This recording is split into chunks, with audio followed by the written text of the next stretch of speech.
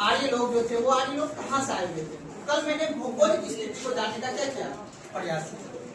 अब देखिए लास्ट में जब हम आपको बताएंगे कि वैदिक सभ्यता और सिंधु घाटी सभ्यता में मूलतः क्या अंतर था, क्वेश्चन यहाँ से पूछता है कि जो वैदिक सभ्यता और सिंधु घाटी के सभ्यता में अंतर आपको हर चीज में दिखेगा।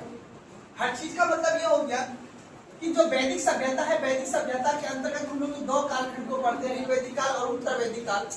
और इसी के अंतर्गत आपने ये देखा अभी तक में कि जो वैदिक सभ्यता का जो मूल विस्तार था वो आपको सिंधु और गंगा के क्षेत्र में देखने को मिला।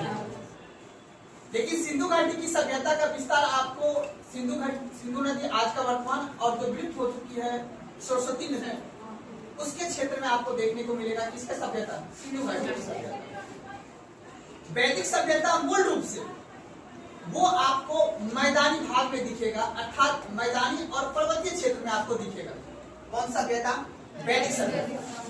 लेकिन सिंधु घाटी की सभ्यता आपको मरुस्थलीय भूमि और आपको मैदानी भाग में कुछ देखने को मिलेगा। देखिए कुछ चीज माइंड में आपको बैठा के चलना पड़ेगा, उसी के आधार पे आप ये समझ पाइएगा कि सिंधु घाटी सभ्यता के अंतर्गत युद्ध की हमको पूरी साक्ष्य मिलता है। वहां एक नव्य सभ्यता का विकास क्यों हुआ, लेकिन हमारे एक वैदिक सभ्यता यहाँ पे आपको युद्ध की परिप्रेक्ष्य भी दिखेगा। पानी के लेके युद्ध होगा, मैंने आपको बताऊंगा, और सत्ता को लेके युद्ध होगा। मैं अभी पढ़ाऊंगा भी, आज मैं पढ़ाऊंगा आपको 10 राज्य युद्ध, जहाँ पे कुछ कबीलाओं के द्वारा युद्ध किया जाता है, वो आगे समझेंगे। अब देखिए तो जो वैदिक सभ्यता है, वैदिक सभ्यता के अंतर्गत जो मैंने कल आपको टॉपिक भी बताया था कि हम इसका पढ़ेंगे कौन सा बाबू, राजनीतिक स्थिति। कौन सा पढ़ेंगे बाबू, अर्थात ऋग्वैदिक काल के जो व्यक्ति थे उस समय की अपनी प्रशासनिक स्थिति कैसे चलाता था। तो कल मैंने आपको एक डायग्राम के माध्यम से मैंने आपको समझाने का प्रयास किया था कि जो कई छोटे छोटे कबीला मिलकर क्या बना था जी, कुल बना हुआ, यानी कहीं मतलब कई छोटे छोटे परिवार मिलकर एक गांव जैसे बनता है और कई गांव मिलकर एक पंचायत बनता है, जो वर्तमान में आज है। तो आज की दशाओं से हम ये समझेंगे कि आज से जो 3500 वर्ष पीछे जो वैदिक सभ्यता थी और वैदिक सभ्यता के अंतर्गत ऋग्वैदिक काल के अंतर्गत किस तरह की वहां की राजनीतिक परिस्थितियां, अर्थात उस समय की प्रशासनिक इकाई क्या, जैसे वर्तमान में आज हम लोग न्यायाधीश होते हैं ना जी, प्रधानमंत्री का पद होता है ना जी, मुख्यमंत्री का पद होता है ना, तो ये पद ऐसे नहीं आया कि ये पद का कहीं न कहीं आपको इतिहास में दिखेगा। तो आज से जो आप ये देखोगे वैदिक सभ्यता के अंतर्गत जो राजनीतिक प्रशासनिक इकाई है वही संरचना आपको देखना है। फिर आगे चल के जब आप पढ़ोगे मौर्य काल, गुप्त काल पढ़ोगे तो वहां पे भी आपको कई सारे प्रशासनिक व्यवस्था देखने को मिलेगा। मेरी बात समझ में आ रहा है ना। तो अब अगर आप जब पूरा इतिहास पढ़ लोगे तो आप ये समझोगे कि हड़प्पा काल से लेके वैदिक काल, मौर्य काल, गुप्त काल में इसमें प्रशासनिक विकास कैसे हुआ है। तो आप पहली बार आप यहाँ पे ये देखोगे कि कल मैंने आपको बताया था कि कई छोटे छोटे परिवार, क्योंकि वैदिक सभ्यता के लोग एक कबीले बना के रहते थे और एक छोटे छोटे कबीला बना के एक जन का क्या किया, निर्माण किया। यहीं से अब एक महाजनपद की ओर हम आगे बढ़ेंगे। फिर उसके बाद हम आगे राजनीतिक इकाई को देखने के बाद फिर हम पढ़ेंगे यहाँ की सामाजिक स्थिति, अर्थात यहाँ पे पितृसत्तात्मक, समझते हो, पितृसत्तात्मक का मतलब होता है जहां पे यानी पिता का उत्तराधिकारी पुत्र होगा, यानी पिता अर्थात जो भी संपत्ति होगा उसमें उत्तराधिकारी होगा, वो उत्तराधिकारी कौन होगा, उसका पुत्र होगा, ना कि पुत्री। ये सभ्यता का कहाँ का, ऋग्वैदिक का। लेकिन वर्तमान में ये चलते आएगा, ठीक है ना, पूरा इतिहास में चलते आएगा। वर्तमान में, वर्तमान कहने का मतलब है हाल ही में सुप्रीम कोर्ट 2010 ईस्वी के बाद सुप्रीम कोर्ट ने अब ये बोला है कि नहीं, पिता के जो भी संपत्ति होगा उसमें उसकी पुत्री और पुत्र दोनों का बराबर उत्तराधिकारी होना चाहिए। तो अब ये वेद में लिखा गई बात थी। तो वेद में लिखी गई बात यही है कि यहाँ के जो समाज था, वहां का कौन सा समाज था बाबू, पितृसत्तात्मक समाज था, यानी पुरुष को ज्यादा प्राथमिकता देता था और महिला को समाज में प्राथमिकता कम देता था।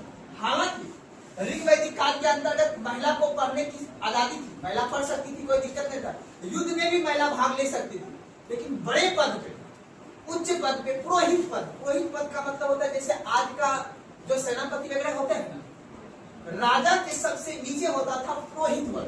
पुरोहित मतलब जो महर्षि लोग होते थे। जैसे आप देखूंगा बताऊंगा मैं, दशराज का युद्ध होने का मेन रीजन था क्योंकि जो राजा दशराज था, ठीक, राजा सूरदास था, उसका पुरोहित ही था कौन, विश्वामित्र। उसको हटाने की बात क्या बोला ने, आप मेरा पुरोहित बनेगा महर्षि, ठीक है ना।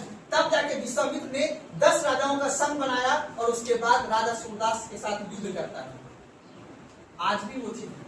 आज प्रधानमंत्री के नीचे होता है ना, जिसका नाम हम लोग बोलते हैं कैबिनेट सेक्रेटरी या प्रिंसिपल सेक्रेटरी बोलते हैं। प्रधानमंत्री उसी से पूछ के कोई भी देश में काम करेगा, कोई भी निर्णय लेगा उसी के तहत। ठीक उसी प्रकार यहाँ के राजा जो थे, अली कबीला के जो राजा हुआ करते थे, वो अपने पुरोहित से पूछ के ही काम करते थे। समझ बात को। जैसे आज भी आप देखेंगे सेना के बड़े बड़े पद पे आप पुरुष दिखेगा, आपको महिला दिखेगा नहीं। आज भी ये चीज समझ मेरी बात आ रहा है ना। तो पहला टॉपिक जो हम कल बताए थे, कहाँ तक बताए थे, थोड़ा दिखा दीजिए, उसके बाद कुछ बात को नोट कर लेंगे, उसके बाद आगे बढ़ जाएंगे। दिखाना लोग। हाँ, तो कल मैंने बताया था आपको कई परिवार मिलकर क्या बनता है, वो कुल बनता है, और कई गांव मिलकर क्या बनता है, ग्राम बनता है, और कई बड़े बड़े गांव मिलकर 20 बनता है, और कई 20 मिलकर क्या बनता है बाबू, एक जन बनता है। और जन का नेतृत्व कौन करता है बाबू, राजा करेगा। याद रखिएगा, जन का नेतृत्व कौन करेगा, राजा करेगा। लिख लीजिए 2-3 पॉइंट, उसके बाद फिर आगे बढ़ते हैं।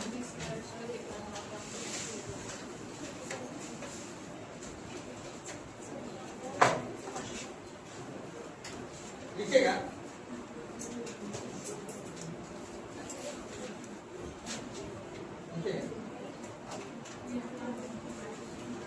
जन का मुखिया, जन का मुखिया, जन मतलब जो मैंने बताया कई 20 मिलके जन बनेगा। तो जन का मुखिया, जन का मुखिया राजा हुआ करता था। जन का मुखिया राजा हुआ करता था।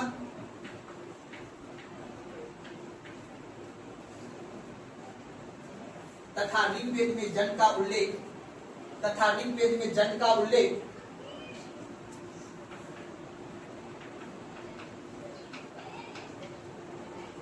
तथा ऋग्वेद में जन का उल्लेख 275 बार है।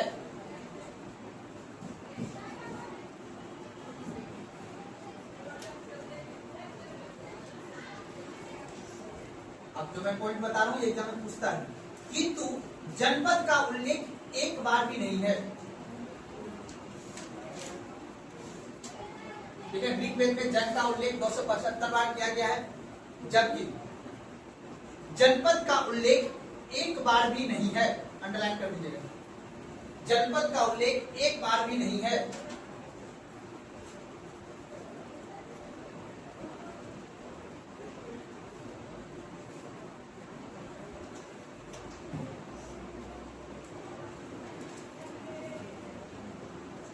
कोई दिक्कत? अब समझ लो, एक वर्ड देता है आपको, देगा अनुवांशिक। नाम सुना है? अनुवांशिक का मतलब क्या होता है,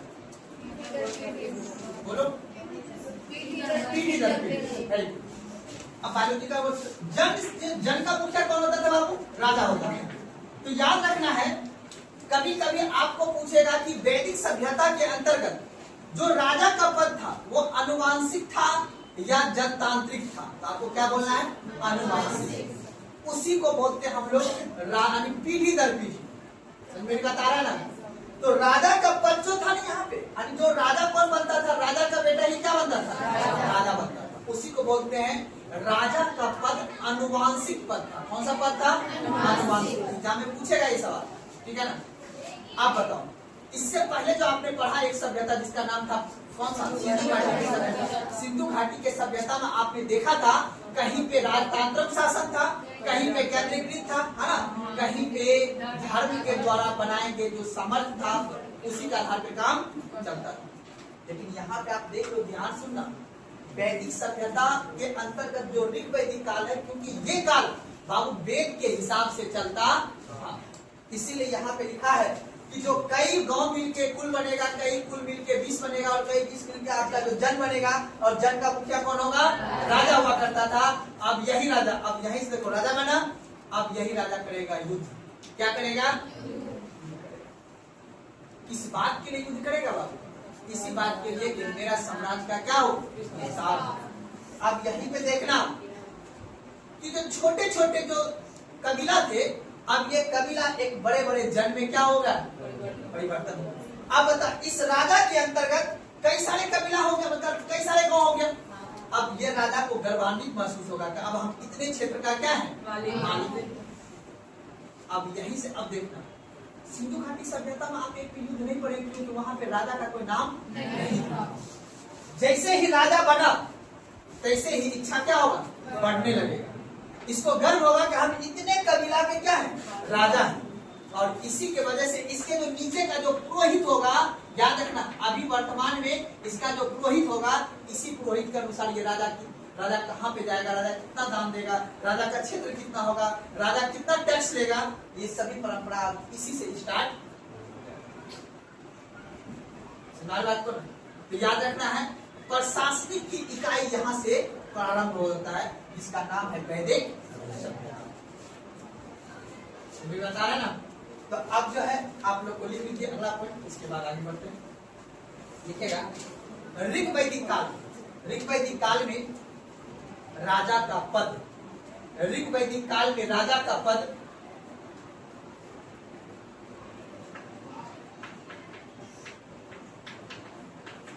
ऋग वैदिक काल में राजा का पद कौन सा था, अनुवांशिक।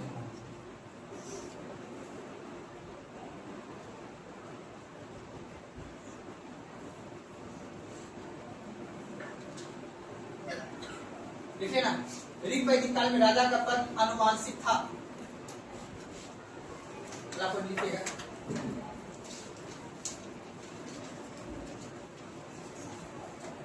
यह राजा कई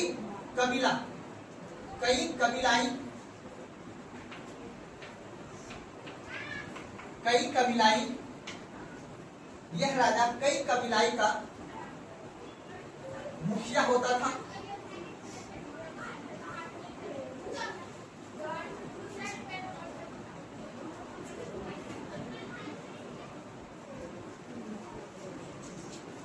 मुखिया होता, अब यहाँ पे समझना। अब देखो जो राजा था ना, राजा का मुख्य काम था टैक्स, देखो ध्यान समझना, टैक्स को वसूल करना और दूसरा युद्ध लड़ना। लेकिन भूमि का स्वामी मतलब जमीन का मालिक इस कालखंड में राजा नहीं था। उत्तर वैदिक काल जब हम पढ़ेंगे ना, अर्थात जैसे ही हम धीरे धीरे महाजनपद काल की ओर बढ़ेंगे, तो वहां पे भूमि का स्वामी राजा को माना जाता था। जब भूमि मतलब समझ ना, जमीन का मालिक। अभी जमीन का मालिक कौन है, हम लोग हैं। आप अपना घर का मालिक कौन है, आप। अंतिम रूप से ये पूरा देश तो सरकार का ही है ना। सरकार आपसे क्या लेता है, भूमि का टैक्स लेता है। टैक्स के बदले में आपको सरकार क्या देती है, सुरक्षा देती है। आपके घर में कोई दूसरा आदमी घुस जाएगा तो कौन आएगा, कांस्टेबल आएगा ना। कांस्टेबल आपका है, कांस्टेबल किसका है, सरकार का है। तो इसीलिए आप देखते होंगे कि सरकार आपसे क्या लेता है, टैक्स लेता है। उसके बदले में आप सुनेंगे जमीन का रसीद कटवाता है ना आपसे। तो वो आज का सिस्टम है। भूमि का स्वामित्व आपके पास है, भूमि का मालिक आप हो, लेकिन उसके बदले में आपको क्या देना पड़ेगा, अंग्रेज इसी पद्धति को तो अपनाया है। जब हम पढ़ेंगे भू राजस्व प्रणाली, भू राजस्व टैक्सेशन सिस्टम जब पढ़ेंगे अंग्रेज के समय में, तो रैयतवाड़ी महलवाड़ी प्रथा किस तरह से लाया। पहले बोले नहीं, भूमि का मालिक हम रहेंगे, तुम काम करो, तुम हमको पैसा दो। लेकिन अब देखिए बीच समझिएगा, यही से बीच पड़ा हुआ है कि जो वैदिक काल में अब यहाँ पे राजा भूमि का मालिक क्या लिखे थे लास्ट टाइम में, मुखिया होता था। किंतु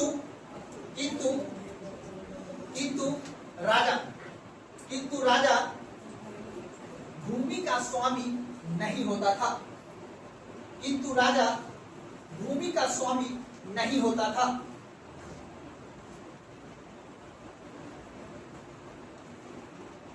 एक बात इंपॉर्टेंट है, किंतु राजा भूमि का स्वामी नहीं होता था, जबकि युद्ध का स्वामी होता था। जबकि युद्ध का स्वामी होता था। जबकि युद्ध का स्वामी होता था। स्वामी मतलब क्या होता है जी, मालिक। जैसे आपके घर में होगा ना स्वामी जी, पापा है ना आपके स्वामी जी। मालिक होते हैं ना जी, याद रखिएगा स्वामी सर।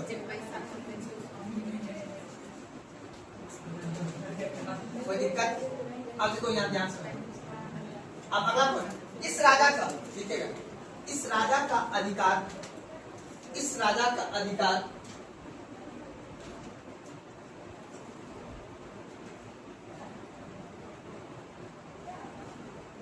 नियुक्ति करने, इस राजा का अधिकार नियुक्ति करने, नियुक्ति समझते हो ना, इस राजा का अधिकार नियुक्ति करने एवं पद से हटाने का था। इस राजा का अधिकार नियुक्ति करने एवं पद से हटाने का था।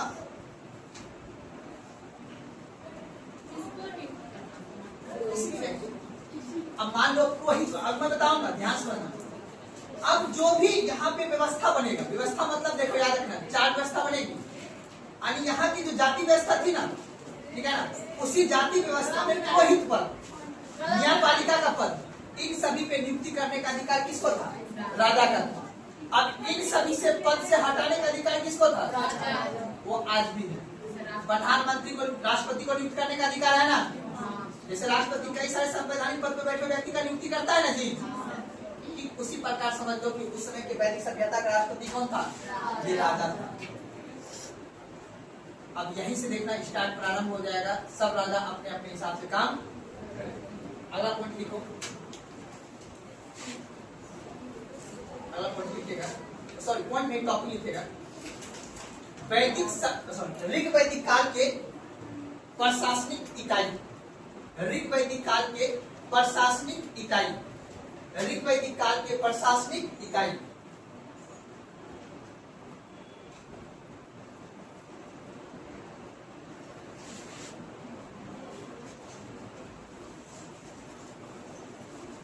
प्रशासनिक इकाई। अब देखो ध्यान से समझना, अभी प्रशासनिक इकाई कैसे है बाबू? ब्लॉक है, अनुमंडल है, जिला है ना जी, कल बताए थे ना, बताए थे। ठीक इसी प्रकार यहाँ भी तीन है सिस्टम। एक को हम लोग बोलते हैं सभा, एक को बोलते हैं समिति और एक को बोलते हैं विधक। ये बता देता हूँ,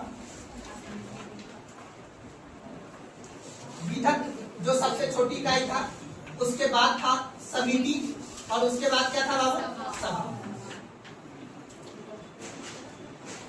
जैसे आज होता है राज्यसभा, लोकसभा, नाम सुने, एक संसद होता है ना, सब बैठे न बैठते थे, ठीक उसी प्रकार ध्यान समझिएगा।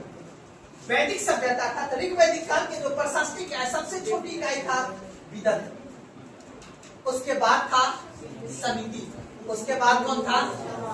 युद्ध वगैरह करने का पूरा जिम्मेदारी कहाँ पे डिबेट होता था? सभा। किसके साथ युद्ध करना है, किसके साथ युद्ध नहीं करना है, उसका विधान किया जाता था सभा। आज लोकसभा, राज्यसभा वही डिसाइड होता है, युद्ध करना है या आपसे पूछा जाता है? आपसे पूछा जाता है। हमने एक बार अधिकार दे दिया है, उसको क्या डाल के? वोट डाल के। आप मालिक हैं, आप जो काम कर सकते हैं, है ना, इन्फ्लेशन बढ़ाना हो या टैक्स बढ़ाना हो या सब मालिक आप। हमसे 5 साल में सिर्फ एक ही बार पूछा जाता है, वो भी लुभावना वोट देगी, उतना भी आपके अंदर राजनीतिक चेतना नहीं है। वोट देने का अधिकार किसको किसको यहाँ मिला हुआ है? इस बार वोट कौन कौन दिए हैं? आप दिए हो ना? आप लड़की लोग आगे से, तुम लोग नहीं दिए हो? इधर जी, तुमने कभी कर, ठीक है ना, आप लोग वोटर आई कार्ड बनाओ, ठीक है ना, तभी देश का नागरिक कहलाओगे, नहीं तो फिर गड़बड़ हो जाएगा। तब तो वोट देने का चुनने का अधिकार है, तुम लोग आप लोग का कुछ नहीं पड़ेगी, आप कोई हो गया। बताइए, ये गलत बात है। वोट देने का अधिकार बहुत, समझ में बात को, ये सब रखा करो। वोट देने का अधिकार बहुत काम का चीज है, आपको पड़ेगा संविधान पे। वोट देने का अधिकार बहुत इंपॉर्टेंट है। चलिए आइए बात खत्म कीजिए। अब लिखिए अगला पॉइंट, प्रशासनिक इकाई लिखिएगा।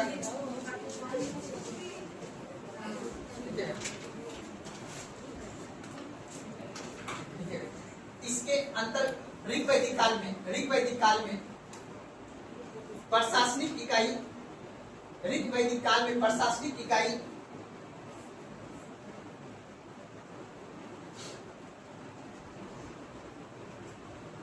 वर्गों में विभाजित था।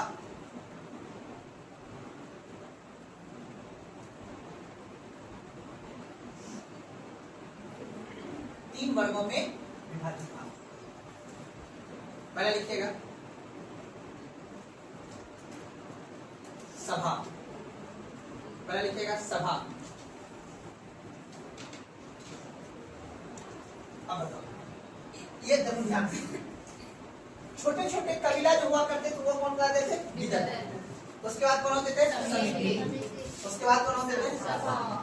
इसके अंतर्गत एग्जाम पूछा गया क्वेश्चन है, वृद्ध वगैरह यानी ऋग वैदिक काल के अंतर्गत जो वृद्ध वगैरह व्यक्ति होते थे, जो बड़े बुजुर्ग व्यक्ति होते थे, वो सभी कहाँ बैठते थे? इसका काम था न्याय देना। क्या देना? न्याय देना। न्यायाधीश का कार्य करना एवं मंत्री परिषद का कार्य करने का जिम्मेदारी किसका था? सभा का काम। जैसे आज भी ये काम आप लोग देखते होंगे, जो पंच बैठाते हैं उसमें कौन, युवा लोग जाता है या वृद्ध व्यक्ति जाते हैं? वृद्ध व्यक्ति। क्यों? क्योंकि उसके पास जीवन का क्या है?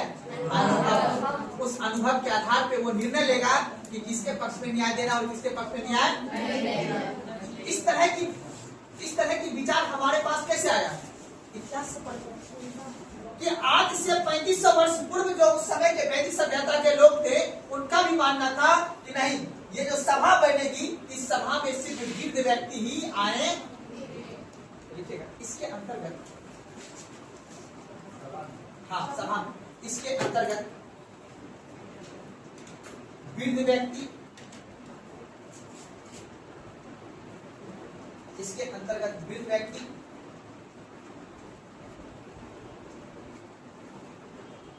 तथा इसे वृद्ध व्यक्ति तथा इसे मंत्री परिषद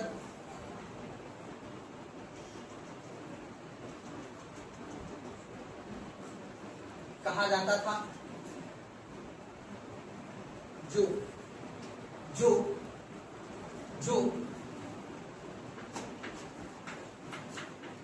जो न्यायिक कार्य करता था, जो न्यायिक कार्य करता था।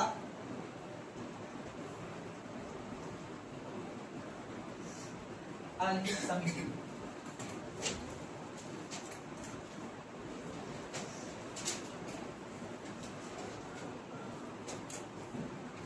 यह सामान्य जनता, यह सामान्य जनता का प्रतिनिधित्व, यह सामान्य जनता का प्रतिनिधित्व करता था।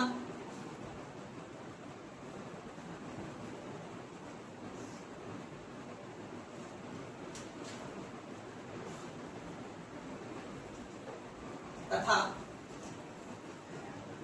राजा पर नियंत्रण रखता था, तथा राजा पर नियंत्रण रखता था।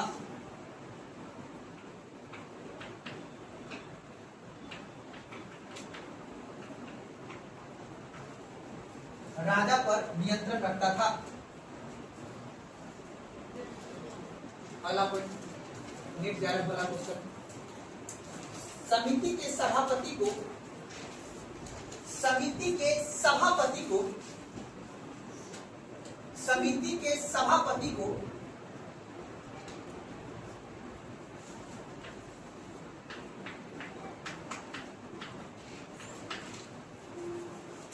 किसान कहा जाता था।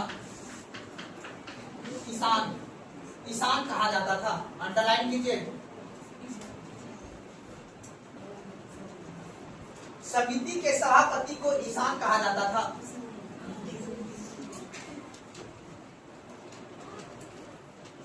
आज बताओ हमारे लोकसभा के सभापति कौन है? ओम बिरला है जी। अध्यक्ष बोलो, पीठासीन अधिकारी बोलो, सभापति बोलो, बात एक।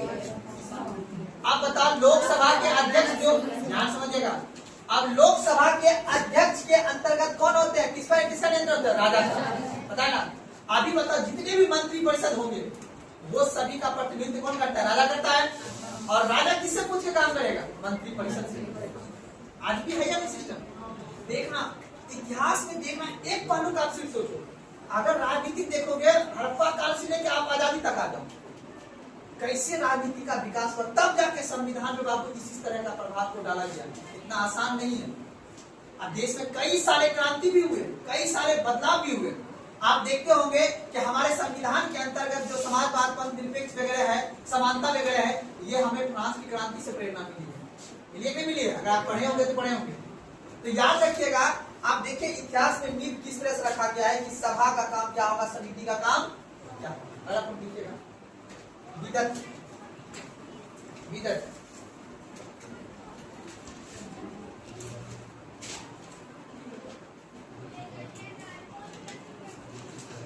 इसमें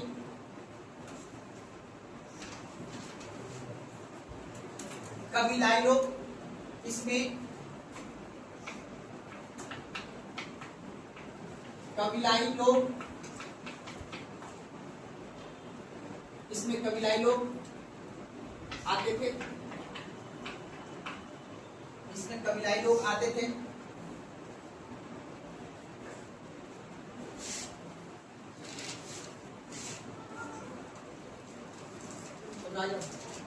इसका कार्य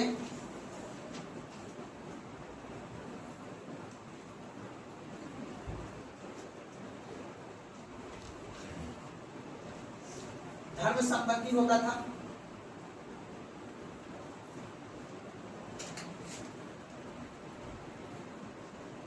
एवं लूटपाट की घटना का निपटारा करना। इसका कार्य धार्मिक संबंधित होता था एवं लूटपाट के कार्य का निपटारा करना।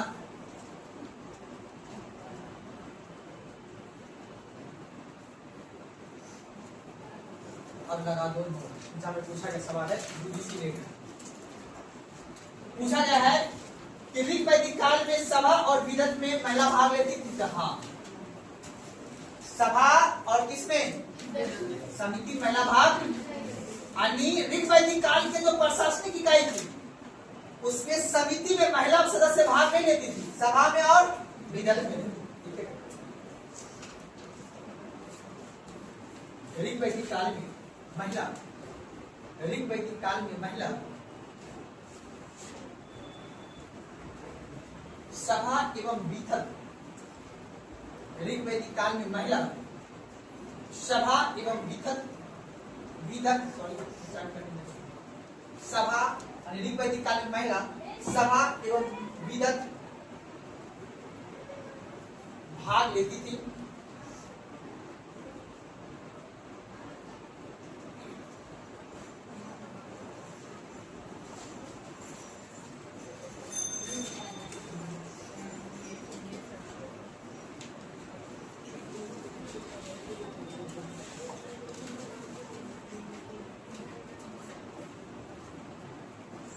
दिक्कत एक दो वर्ड लिख लेते हैं, एग्जाम में पूछता है, उसको पूछेगा कि ऋग वैदिक काल के न्यायाधीश का क्या नाम था, ऋग वैदिक काल के न्यायाधीश का पद का क्या नाम था। ऋग वैदिक काल में, ऋग वैदिक काल समझ लो ना, आज के जज को क्या बोलते हैं? न्यायाधीश बोलते हैं ना जी। तो वर्ड रहेगा वर्तमान का, लेकिन पूछेगा कि ऋग वैदिक काल में न्यायाधीश को क्या बोला जाता था।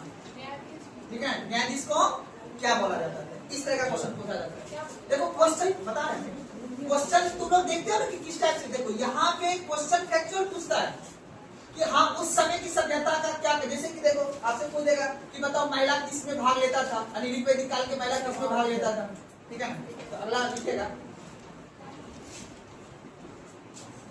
लिखेगा प्रश्न, लिखेगा वैदिक काल में न्यायाधीश को, वैदिक काल में न्यायाधीश को, वैदिक काल में न्यायाधीश को प्रश्न बिना,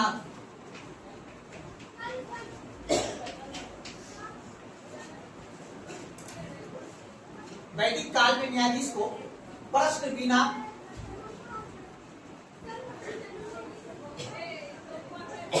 कहा जाता था।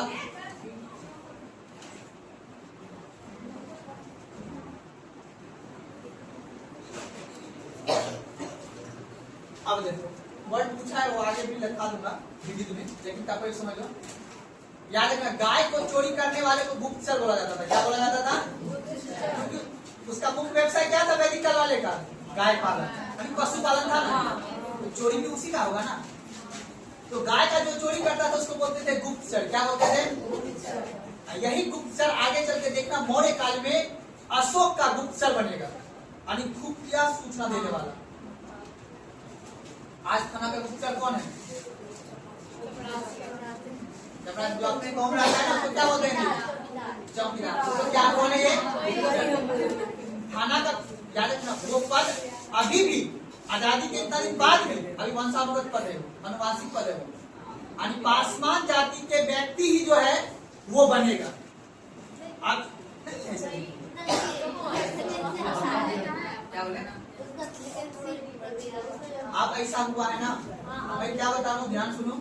आजादी के इतना दिन बाद अब जाके नीतीश कुमार ने ये कहना चाहा है कि नहीं, जो चौकीदार का पद है उसको एग्जाम के द्वारा अब किया जाए। अब बात ही चल रहा है, अभी लागू नहीं हुआ है, लेकिन तुम देखोगे गाँव में जगह देखना, उनके पिताजी थे तो उनके बेटा अभी वर्तमान में है ना, वो होते हैं। और अदरवाइज लेना है क्वेश्चन, ये बात मुगल के समय से है। मुगल के समय में चौकीदार वर्ग जो है पासवान जाति को विश्वासी माना गया, वो जाति धोखा नहीं दे सकता है, ट्रस्टी माना गया है, इसलिए उसको ये पद समर्पित किया जाता है। मुगल के काल में, अंग्रेज के काल में भी यही रहा, आजादी के समय भी यही था। आज भी चौकीदार का पद उसी व्यक्ति के पास है, लेकिन अब दुनिया डेवलप हो गया, सब कुछ हो गया, उसका मांग चला नहीं। अब चौकीदार जो बनेगा उसके लिए क्या होना चाहिए? एग्जाम। अगर आप लिखेगा, गाय को चोरी करने वाले को, गाय को चोरी करने वाले को, गाय को चोरी करने वाले को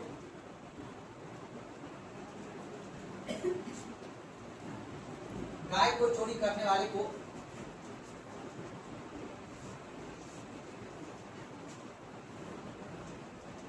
गुप्तचर कहा जाता था।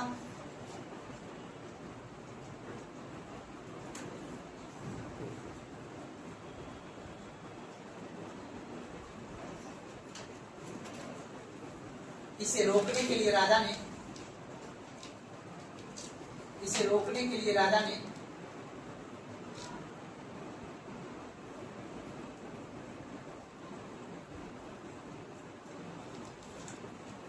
गुप्तचर पद का निर्माण किया।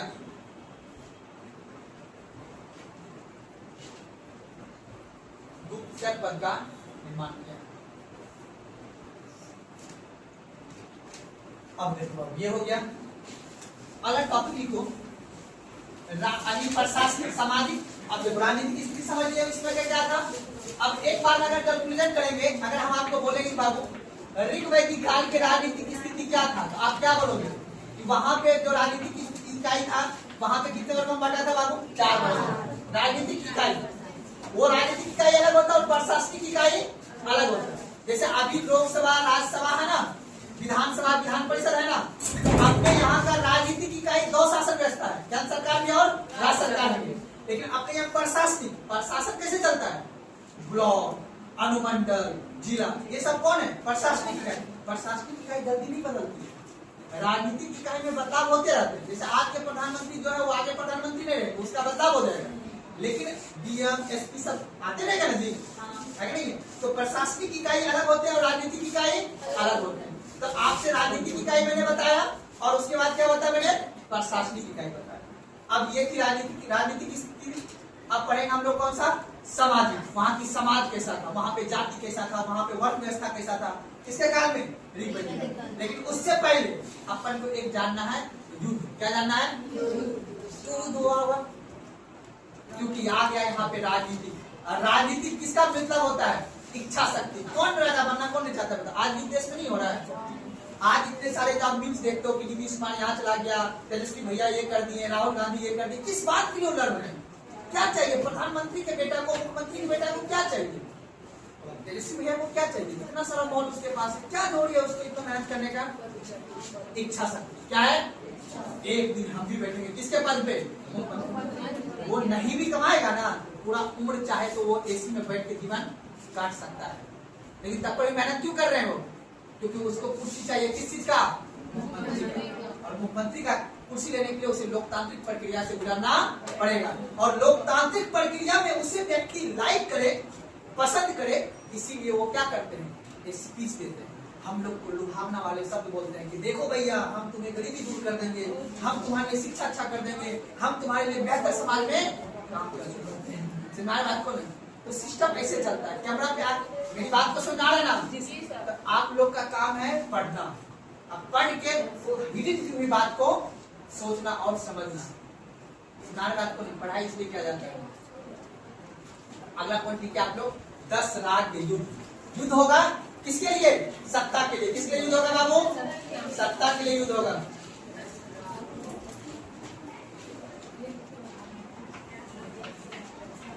दस राग के युद्ध, 10 राग के युद्ध।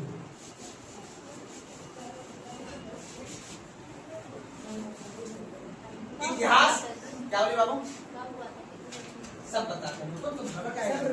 देखो डेट, क्योंकि हमें जो है ये ऋग्वेद के 7वें मंडल, कौन सा बाबू, ऋग्वेद के जो ऋग्वेदिक काल है ना मेरा, यानी वेद जो है, वेद के यानी ऋग्वेद के 7वें जो चैप्टर है ना, उसमें इसका उल्लेख मिला। उसमें पूरा जीवित नहीं है, बस उल्लेख मिला हुआ है कि इतिहास का, भारतीय इतिहास का सबसे प्रथम युद्ध कौन सा है, 10 राग युद्ध। अब इसके डेट पे डिबेट है, इसके डेट पर क्या है, डिबेट। हमें इसकी जानकारी कैसे प्राप्त होता है बताओ। ऋग्वेद के कौन सा मंडल बाबू, 7वें मंडल में, और इसमें लिखा गया है कि एक नदी बह रही थी, उस नदी का नाम था रावी, और उस समय का पुष्णी। अब इस नदी के, ध्यान सुना, इस नदी के इस पार में अलग कबीला रहते थे और इस पार में अलग कबीला रहते थे। अब इन दोनों के बीच क्या हो जाएगा, तो एक छोटा सा टॉपिक लिख लीजिए, ऐसे करके डायग्राम में मजा आ जाएगा। क्या बोले, सब बताएंगे, सब बताएंगे, आराम से पैसे सबके लिखिएगा। सबसे पहले भरत वंश, ये राजा सुदास। भरत वंश के राजा कौन थे बाबू, और इसी सुदास के जो पुरोहित था, वो कौन था, विश्वामित्र। कौन था बाबू, विश्वामित्र था, याद रखना है। इसी पुरोहित का मतलब उसका खासम खास आदमी। अब जो राजा सुदास था, सुदास राजा का नाम है, सुदास, सुदास नहीं बोलना है, सुदास। ये भरत वंश अर्थात कहने का मतलब उसमें कई सारे कबीला मिला के, कई सारे जो छोटे छोटे कबीले थे ना, मैंने बड़ा राजनीति की, उसी कबीले के जो राजा था उसका नाम क्या था, वो राजा के पद पे बैठा हुआ था, ठीक है ना। उस राजा का नाम क्या था, सुदास। सुदास के जो मतलब विश्वासी आदमी था, जो उसके इर्द गिर्द में जो बैठा था, उसको कौन सा पद बोलते थे, पुरोहित। वो कौन था, सुदास का पुरोहित, विश्वामित्र। अब सुदास बोला नहीं, हम क्या करेंगे, इसको हटाएंगे, इसके जगह हम एक नया व्यक्ति लाएंगे, विश्वामित्र, महर्षि वशिष्ठ। कौन लाएंगे बाबू, पुरोहित पे नया पद कौन लाएंगे, महर्षि वशिष्ठ। अब विश्वामित्र को आ गया गुस्सा। विश्वामित्र बोले, हम जब बैठे हुए अच्छे काम कर रहे हैं तो आपको मेरे पे विश्वास नहीं है। बोला नहीं, तुम हटो यहाँ से, हम जो है पुरोहित के लिए एक नया व्यक्ति लाएंगे, उसका नाम क्या होगा, महर्षि वशिष्ठ। अब विश्वामित्र गुस्सा में, विश्वामित्र क्या हुआ, यहाँ से आके नदी को पार करके यहाँ पे जो कबीला रहते थे छोटे छोटे, इन सभी को एक कर लिया, एक करके संघ कर लिया। और संघ क्या, कितने राजा का, 10 राजा का संघ बना लिया। कितने राजा का, 10 राजा। अब ये 10 राजा का संघ का नेतृत्व कौन कर रहा था, विश्वामित्र। आप ध्यान समझना, विश्वामित्र संघ यहाँ पे आए। देखो याद रखना, पढ़े लिखे आदमी का एक बड़ा खास बात होता है, उसको पता है कोई बात नहीं है, हमें हटा दोगे तो हमें नॉलेज है, तो हम सबको संगठित कर लेंगे। और याद रखना बाबू, एक बात जीवन में सबसे बड़ी ताकत होता है आपका विचार, आपका व्यक्तित्व। और व्यक्तित्व और विचार कैसे बनता है, पढ़ के। आप जब तक आपकी व्यक्तित्व और विचार जब तक अलग नहीं रहेगा, तब तक आदमी आपको क्यों सुनेगा। अब हमको ये बताओ, राहुल गांधी कितना आदमी क्यों सुनता है, आज की सब मोदी जी कितना क्यों सुनता है, उसका विचार, उसका व्यक्तित्व क्या है, उस आदमी से अलग, तब वो स्टेज पर है। और जब अपने विचार और व्यक्तित्व से जब आपसे इंसान प्रभावित होगा ना, तब इंसान आपको फॉलो करने लगेगा। और जब आपको फॉलो करने लगेगा तो आप एक दिन राजा बन जाइएगा। यही है राजा बनने का कहानी। समझ में आता है ना? अगर आपको राजा बनना है तो आपके अंदर आपने व्यक्तित्व लाना पड़ेगा, और व्यक्तित्व आता है अच्छी अच्छी आदतों से। आप सोचिएगा कि नहीं हम रील्स देखेंगे, आपके व्यक्तित्व नहीं आएगा। आपने क्या आएगा, उसको क्या बोलते हैं आसान भाषा में? तो क्या बोलते हैं, टाइम पास वाला भावना आएगा कि हमारा भी पति स्मार्ट हो। वो सब कुछ नहीं होता है। मेरा एक प्लान आपसे कहना है कि आप पढ़िए और डिफरेंट दिखिए। तैयारी तो सब कर रहे हैं, तैयारी कौन नहीं कर रहा है जी? तैयारी कर रहे नहीं कर रहे? आप अपने अंदर ऐसा व्यक्तित्व रखिए, आप अपने अंदर ऐसा भाषा और व्यक्तित्व जो आपके अंदर जो आएगा ना, वो बुक पढ़ के आएगा। आप सोचिएगा कि नहीं हम जो है वैसे कर लेंगे, नहीं, उससे कुछ नहीं होगा। आप अपने अंदर व्यक्तित्व को बनाइए, अपने अंदर भाषा को बनाइए, राजनीतिक चेतना को डेवलप कीजिए। जब तक चेतना डेवलप नहीं होगा तब तक आपका कोई बात नहीं सुनेगा, और जब आप तक का कोई बात नहीं सुनेगा तो आपके पीछे कोई खड़ा नहीं रहेगा, आपके आगे खड़ा रहेगा। आपके आगे अगर कोई खड़ा है तो समझना वो आपका प्रतिद्वंदी हो गया। राजा कब बनता है? जब उसके पीछे, उसके आगे नहीं, उसके पीछे। अभी मोदी जी एक बार ऐसे कर देते देखते, नीतीश कुमार ऐसे कर देते देखते हो। ये है राजा। समझ, राजा बनने का ये कार्य होता है। इसीलिए याद रखना बाबू, राजा बनना है उस प्रक्रिया से करना पड़ेगा। आप रील्स देखती है इतना कुछ नहीं होगा।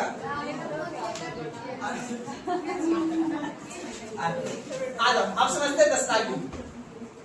आप देखो प्राचीन इतिहास अर्थात पूरा भारत का इतिहास का सबसे पहला युद्ध होने का रीजन क्या था? पद। क्या था? पद। कौन सा पद? पुरोहित का पद। पुरोहित का पद मतलब राजा का पद, एक आसान भाषा में। आज सबसे बड़ा देश में कौन सा पद? प्रधानमंत्री। और प्रधानमंत्री का एक हेल्पर होता है, उसका नाम होता है प्रिंसिपल सेक्रेटरी। क्या नाम होता है उसका? बहुत बड़ा पद है। देश का दूसरा नंबर ताकतवर आदमी दिखता नहीं है। भगवान है ना, भगवान दिखता है कभी? मोदी जी कभी दिखता है? मोबाइल में दिखता है। जैसे ये माता मोबाइल में दिखती है ना, ठीक उसी प्रकार मोदी जी कहाँ दिखेंगे? रियल में दिखेगा तो इसका इज्जत करेंगे? बात को आगे बात करते हैं। तो अब देखिएगा भरत वंश के, देखिए एग्जाम में क्वेश्चन पूछता है भरत वंश के राजा कौन थे बाबू? सूरदास। और सूरदास के पुरोहित के लिए पद के लिए चुनाव होना था। क्या होना था? चुनाव। लेकिन जो राजा सूरदास था विश्वामित्र को ना चुन के किसको चुन लिया? इस वजह से विश्वामित्र ने कई राजाओं के संग बना के, उसमें छोटे छोटे कबीला हुआ करते थे, उस कबीला को संग बना के विश्वामित्र ने नेतृत्व किया, और नेतृत्व करके राजा सूरदास के खिलाफ क्या कर दिया? युद्ध कर दिया। अब युद्ध कैसे? उसमें तो तलवार था नहीं, भाला था नहीं, लेकिन कोशिश कर रहा था धीरे धीरे हमको युद्ध करना।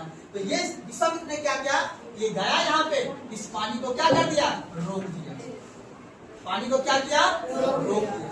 अब जब पानी को रोक दिया तो राजा जी को क्या हो गया? अब राजा जी ने क्या किया? ध्यान समझना। राजा जी ने क्या किया? बोला कोई बात नहीं, राजा है। अब किसी तरह से जनता को प्रेरित करके अब इस बांध को तोड़वा दिया, और तोड़वा दिया तो सारे 10 राजा इस पानी में क्या हुआ? खत्म हो गया। ऐसा हम नहीं कर रहे। और ऋग्वेद का कौन सा मंडल का है? 7वां मंडल में इस बात का जिक्र है कि राजा सूरदास ने इस युद्ध को क्या किया? जीत गया। और विश्वामित्र इस युद्ध को क्या किया? हार गया। और हारने का रीजन बता रहा है कि सिंधु नदी, रावी नदी में जो कृष्ण नदी है, इस नदी में ये 10 राजा क्या हुआ? बह गया, मतलब कि पानी में मिल गया, जिस वजह से ये विश्वामित्र युद्ध हार गया और ये राजा सूरदास जीत गया। तो कहा जाता है यहाँ पे एक राजा ने इस 10 राजा को क्या किया? यही है इस युद्ध की कहानी। ठीक है, इसको इंपॉर्टेंस इसलिए दिया जाता है बाबू कि ये इतिहास का प्राथमिक, इसका कोई प्रभाव नहीं पड़ा, इससे कोई आदमी प्रेरित नहीं हुआ, मोटिवेट नहीं हुआ इससे। ठीक है ना? तो याद रख लेना है कि इस युद्ध से सिर्फ एक आदमी को गुस्सा आया। किसको? गुस्सा। और एक बात याद रखना, गुस्सा सबसे खतरनाक चीज होता है, पता है ना? गांधी जी को भी गुस्सा आया और भगत सिंह को भी गुस्सा आया। दोनों में इतिहास का पन्ना देख रहे हो ना? इतिहास गुस्सा करना है, कब और कहां और कैसे करना है, ये पहले पकड़ नहीं चाहिए। गुस्सा किसको आता है? इसमें आता है गुस्सा? हम सिर्फ जैसा आप ही सामने करते हैं, बाकी और आपको गुस्सा नहीं आता है। जैसे इस गेट से जैसे बाहर निकलेंगे ना, हमको गुस्सा नहीं आता है। गुस्सा उस इंसान, गुस्सा क्यों आता है? बदलाव। क्या आना चाहिए? बदलाव। हम आपके अभिभावक हैं, तो हमारा एक रीजन होता है, गुस्सा करने का रीजन आता है कि आपके अंदर कुछ गलत से रोकना है। मेरा ये नहीं है कि आप कुछ मेरे आपके द्वारा, बस आपको गलत करने से क्या करना है? रोकना है। क्योंकि गलत और सही का अनुमान आपको एक उम्र पे जाके फर्क पड़ेगा, तब तक आपसे समय निकल जाए। कहावत सुने हो, समय और समझदारी एक साथ। जब आपके पास समय रहेगा तो समझदारी नहीं रहेगा, जो समझदारी रहेगा तो जब तक आपके पास समझदारी आएगा तब तक उम्र निकल जाएगी। याद रखना, यही मेरा काम है, टीचर का यही काम होता है कि समय पे समझदारी को दिलाना। इसलिए आपसे गुस्सा होते हैं, आपको गलत करने से रोकने का प्रयास करते हैं, कोशिश करते हैं। सुनाइए बाकी आपका। चलिए आगे बढ़े। तो टॉपिक लिख लीजिए, 10 लाख युद्ध और 10 लाख युद्ध किसका नदी किनारे हुआ था बाबू? कोसी नदी किनारे हुआ था। या इसका दूसरा वर्तमान नाम अभी क्या है बाबू? रावी नदी है। कौन सा बाबू? रावी नदी। अब 10 लाख युद्ध लिख लीजिए सब फटाफट। यह युद्ध हाँ बना भी लेना। यह युद्ध ऋग्वेद के 7वें मंडल। यह युद्ध ऋग्वेद के 7वें मंडल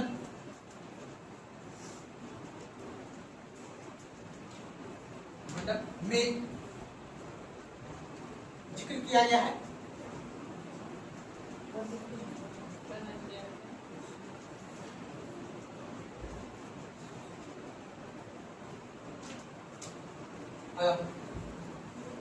यह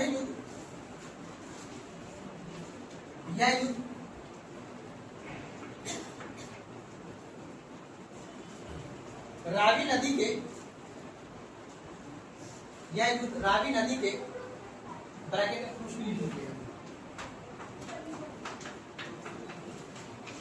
ब्रैकेट में कुछ नहीं लिखिएगा। यह युद्ध रावी नदी के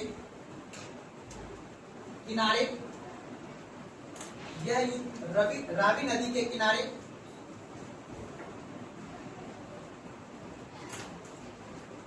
भरत वंश के राजा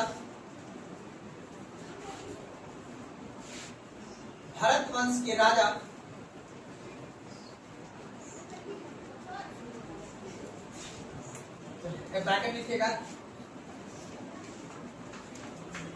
जी। क्या लिखें जी? आधा सौ है,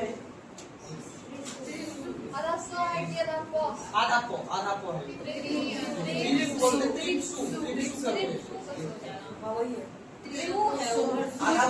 त्रिप्सु कबीले, याद रखना है, ये पूछता एग्जाम में। जो मैंने आपको बताया, ध्यान समझिएगा, जो मैंने अभी आपको बताया भरत वंश, त्रिप्सु कबीले भी नाम पूछता है। किस कबीले के द्वारा 10 लाख का युद्ध हुआ था, या किस कबीले के राजा का नाम सुदास था? सुदास, ठीक है। तो त्रिप्सु, ठीक है ना, तो ब्रैकेट लिखिएगा त्रिप्सु कबीले।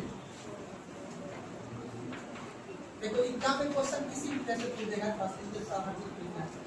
नहीं तो अधिकतर भरत वंश पूछता है, भरत वंश। तो लिखिएगा ये भरत वंश के राजा, ब्रैकेट लिखिएगा त्रिप्सु कबीले। भरत वंश के राजा सुदास तथा भरत वंश के राजा सुदास तथा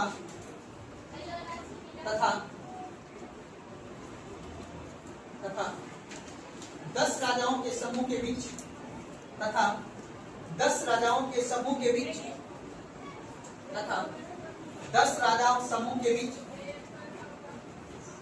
तथा 10 राजाओं के समूह के बीच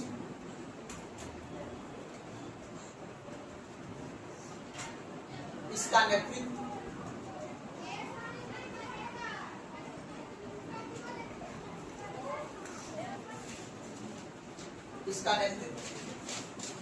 कुरु कबीले के राजा कुरु कबीले के राजा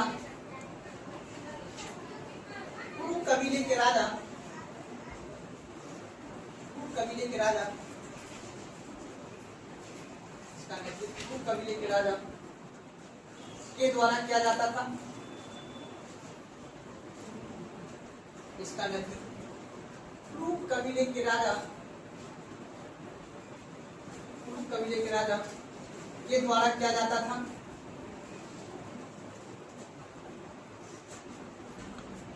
इस युद्ध में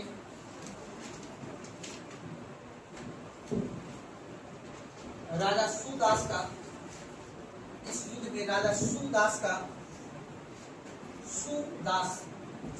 का जीत होती है।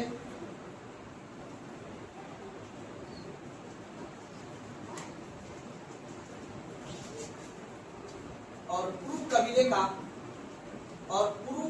का हार होती है।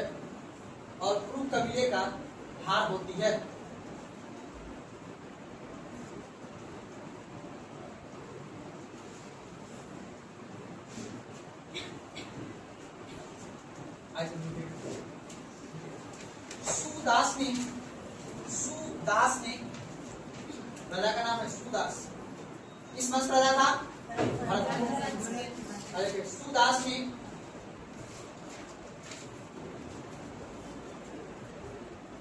इस युद्ध के बाद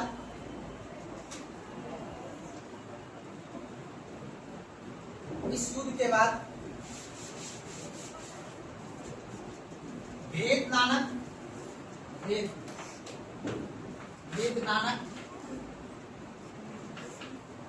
एवं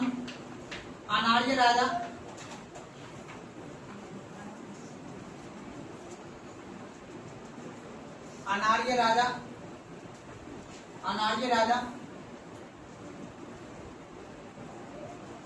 वो हराया था।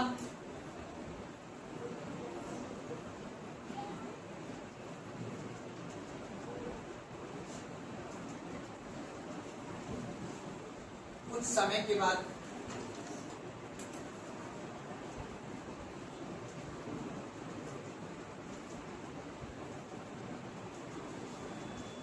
भरत एवं कुरु जन के बीच, जन मतलब राज्य, कुछ समय के बाद भरत एवं कुरु मतलब दोनों, इन दोनों के मध्य मित्रता हो गई। भरत एवं कुरु जन के साथ मित्रता हो गई, जो आगे चलकर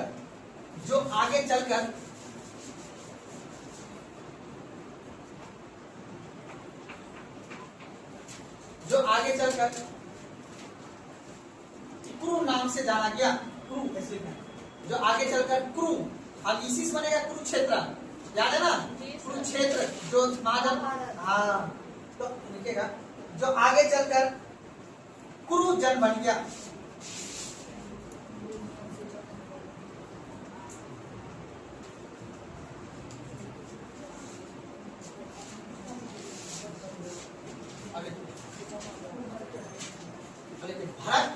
भरत समझ गए ना? भरत मतलब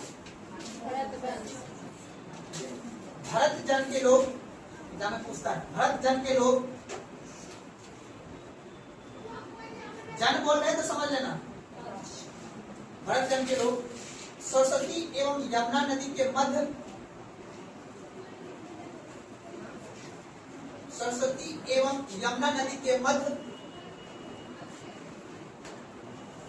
जबकि कुरु जन के लोग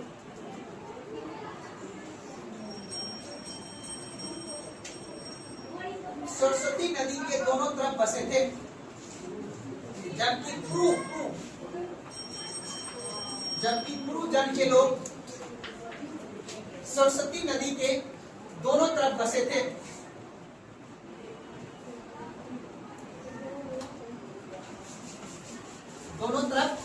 अब देखो एग्जाम में क्वेश्चन पूछता है ये। आप देखो सरस्वती नदी कहाँ बहती है बाबू? राजस्थान। कहाँ बहती है बाबू? आप देखो यहाँ बह गई, ये कौन सा राज्य है? राजस्थान के बगल में कौन सा है? आप देखो ध्यान से, इधर कौन बहेगा बाबू? यमुना मैया। कौन बहेगा? और इधर कौन बहेगा? सरस्वती नदी, जो आज का लूनी नदी। पढ़े होंगे 2 रुपये आप लोग। आप ध्यान रखिएगा। हाँ हो गई खत्म। सरस्वती नदी हाँ आपके समझ रहे यहाँ पे ध्यान से इस क्षेत्र में ध्यान से सरस्वती नदी और यमुना नदी के क्षेत्र में यानी सरस्वती और यमुना नदी के बीच में कौन बसता था? भरत वंश के लोग। कौन से बसते थे? भरत वंश के लोग। लेकिन सरस्वती नदी के दोनों तरफ के लोग में कौन बसते थे? प्रू जनजाति के लोग। तो याद रखिएगा कि वैदिक सभ्यता के अंतर्गत जो भी जनजाति लोग थे, अब बहुत से जनजाति का भी नाम भी लिखना है। क्या मैं पूछता है कौन आर्य थे कौन अनार्य थे? इतना आसान क्वेश्चन नहीं पूछेगा, थोड़ा सा दिमाग लगा के चलना है। तो अब क्वेश्चन पूछेगा कि भरत वंश के लोग किस नदी घाटी में बसते थे? तो सरस्वती और यमुना नदी के मध्य में बसे हुए थे। और प्रू जनजाति के लोग सरस्वती नदी के दोनों तरफ में बैठे हुए थे, बसे हुए थे। सुना बात को ना, इसलिए मैंने ये दोनों पॉइंट लिखा है। एग्जाम पूछता है अगला पॉइंट लिखेगा।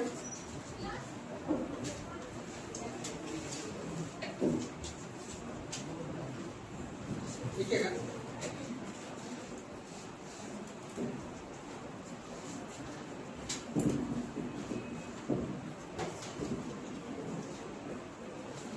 ठीक है। ऋग्वेद में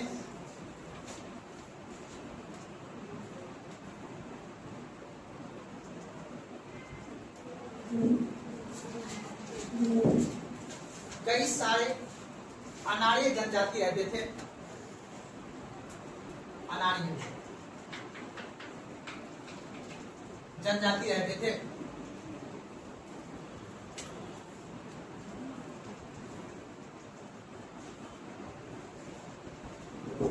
लिखिएगा भेद, भेद कई भेद लिखिएगा भेद, संबर, संबर जनजाति का नाम है ये। भेद, संबर, घूनी,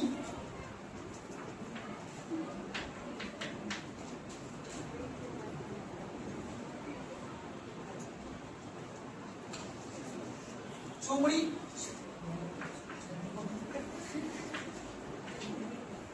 ये सभी निवास करते थे।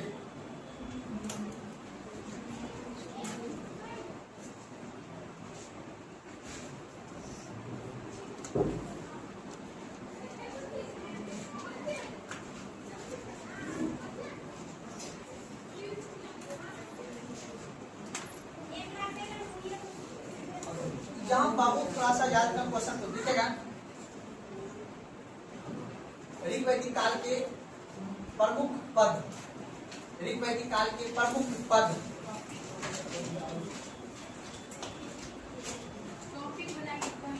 टॉपिक बनाइए थोड़ा सा।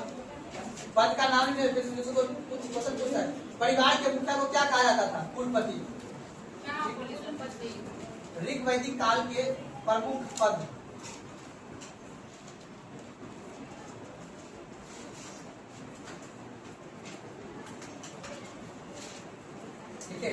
राजा के सहायता के लिए, राजा के सहायता के लिए, राजा के सहायता के लिए सेनापति, कोमा, राजा के सहायता के लिए सेनापति, कोमा, पुरोहित,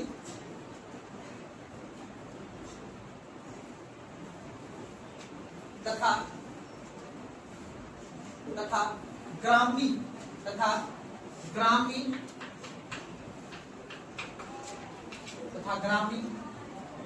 यह सभी पदाधिकारी होते थे। यह सभी पदाधिकारी होते थे। आज आप देखते प्रधानमंत्री सहायता के लिए कौन होता है? ये वो होता है ना जी, तो कैबिनेट मंत्री सब सहायता करते हैं। तो याद रखना है सेनापति आज भी है ना, और पुरोहित और ग्रामी, ग्रामी मतलब होम मिनिस्टर। आज का कौन होंगे? Home minister. जो अपने देश का घर का मालिक, अभी देश के अंदर का मालिक कौन है? अब बाहर का मालिक विदेश मंत्री है ना जी। सब अपना अपना राजदूत रखते हैं, रखते हैं। आज हम लोग भी अपना पाकिस्तान में राजदूत रखे हुए हैं, अफगानिस्तान में राजदूत रखे हुए हैं। पुरोहित का पद वंशानुगत होता था। पुरोहित का पद, बड़ा पॉइंट में, पुरोहित का पद वंशानुगत होता था।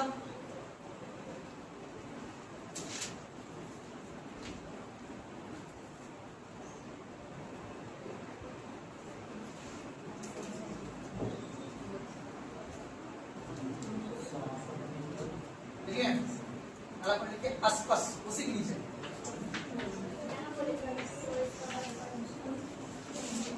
रोहित का पद कौन सा होता था? वन साउंड वर्ड, अस्पस दूसरा पद है अस्पस।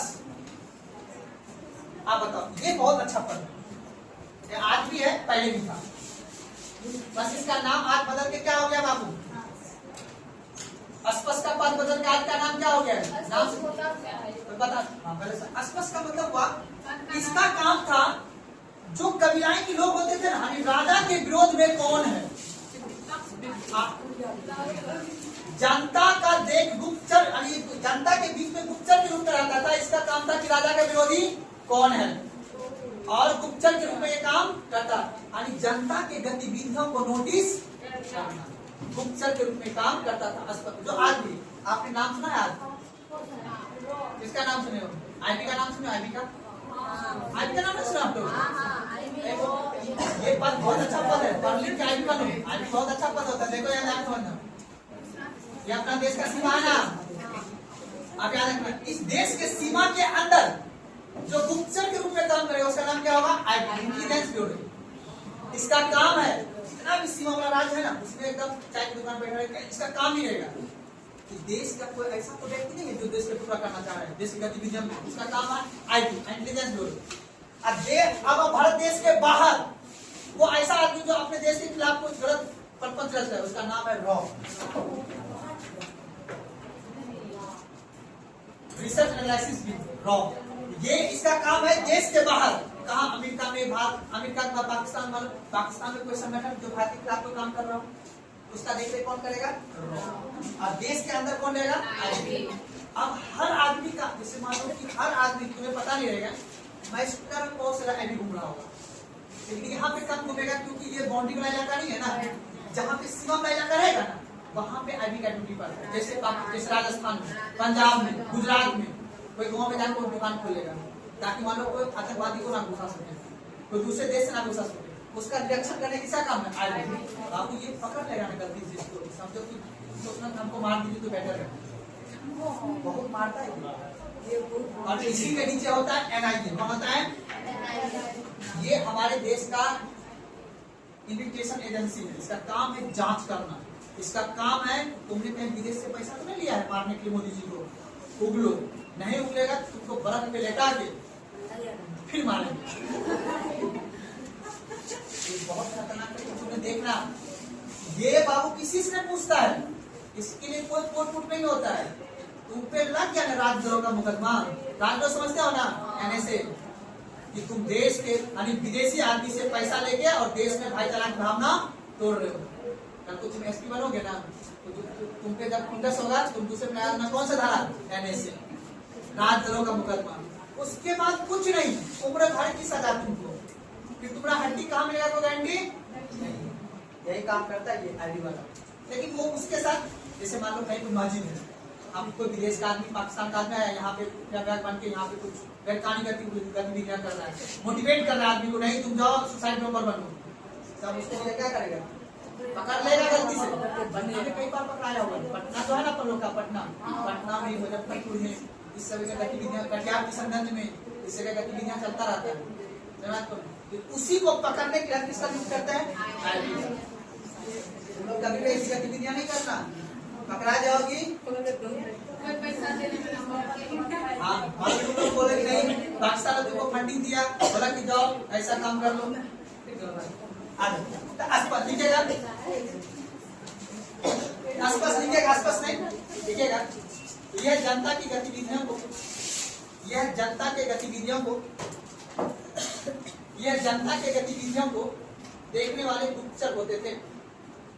यह जनता की गतिविधियों को देखने वाले गुप्तचर होते थे।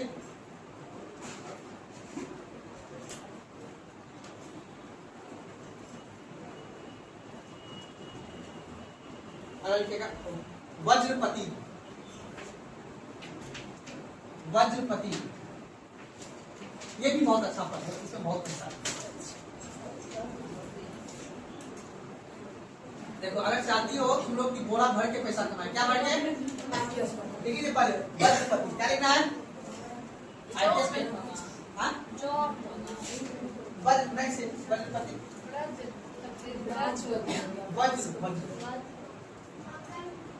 वज्रपति सही लिखे हैं वही वज्रपति जो लिखा है बस ये वज्रपति राजपति हो गया ये राजपति। लिखिए भूमि का अधिकारी भूमि का अधिकारी भूमि का अधिकारी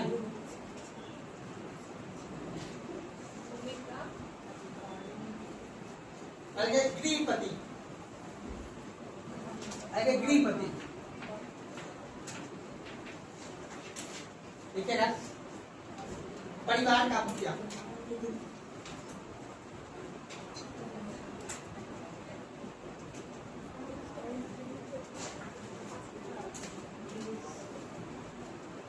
अब ये हुआ राजनीति की स्थिति यहाँ पे टॉपिक है ऋग्वेद का सामाजिक जीवन ऋग्वेद का सामाजिक आप समझेंगे जात पात देवी देवता धर्म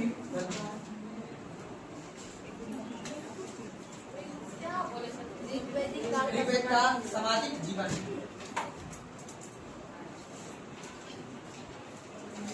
देखिए यहाँ का समाज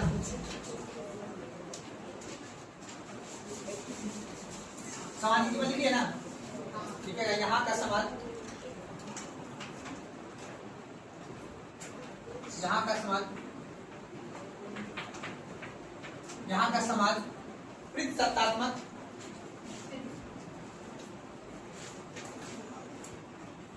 प्रतिसत्तात्मक यहाँ का समाज प्रतिसत्तात्मक तथा पिता की संपत्ति में यहाँ का समाज प्रतिसत्तात्मक तथा पिता की संपत्ति में पुत्र का अधिकार होता था तथा पिता की संपत्ति में पुत्र का अधिकार होता था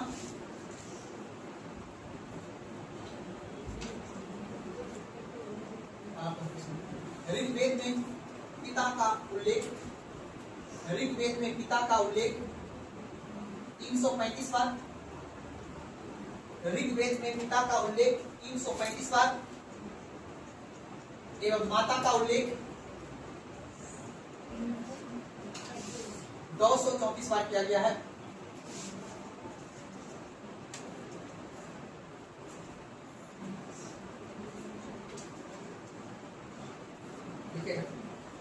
ऋग्वेद में पत्नी को माता को 234 बार हर एक शब्द पूछा जाता है एग्जाम लिखेगा। ऋग्वेद में पत्नी को गृहिणी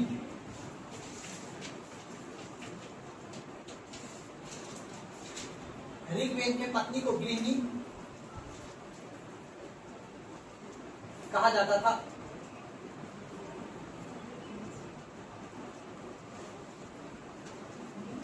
अर्थात यहाँ पर संयुक्त परिवार की व्यवस्था प्रचलित थी। अर्थात यहाँ पर संयुक्त परिवार की व्यवस्था प्रचलित थी। संयुक्त परिवार है ना जी, आज भी है प्रथा कहीं कहीं पे। अर्थात यहाँ पर संयुक्त परिवार की व्यवस्था प्रचलित थी। संयुक्त ज्वाइंट परिवार यहाँ पर संयुक्त परिवार की व्यवस्था प्रचलित। अब बताओ ऋग्वेद का एक है कौन सा मंडल जी? 10वां मंडल। कौन सा जी? 10वां मंडल में कहा गया कि यहाँ के समाज कितने व्यवस्था में था? 4 व्यवस्था। ठीक है, एक होता था कौन? ब्राह्मण, दूसरा होता था क्षत्रिय, तीसरा होता था वैश्य और चौथा होता था। तो एक होता था पुरोहित। पुरोहित पता है राजा वाला, राजा के बगल में पुरोहित होता था ना। पुरोहित के मुख से जो निकला ना वो बनेगा ब्राह्मण। जो हाथ से निकला वो क्या बनेगा? क्षत्रिय। जो जांघ से निकला वो क्या बनेगा? वैश्य। जो पैर से निकला वो क्या बनेगा? ऐसा कौन कर? ऋग्वेद का 10वां मंडल। ऋग्वेद के 10वें मंडल में लिखा हुआ है कि जो ऋग्वैदिक काल के जो वर्ण व्यवस्था था जाति व्यवस्था था, वो कितने वर्गों में बटा हुआ था? 4 वर्गों में, ब्राह्मण, क्षत्रिय, वैश्य और एग्जाम में पूछेगा कि ऋग्वेद के कौन से मंडल में जाति व्यवस्था का वर्णन है? 10वें मंडल में। और 10 राग का युद्ध 7वें मंडल में। यही आपका याद रखना है। ऋग्वेद के 10वें मंडल में, ऋग्वेद के 10वें मंडल में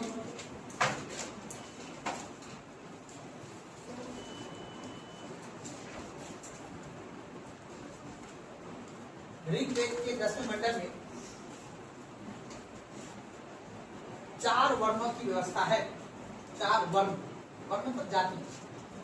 ऋग्वेद के 10वें मंडल में 4 वर्णों की व्यवस्था है।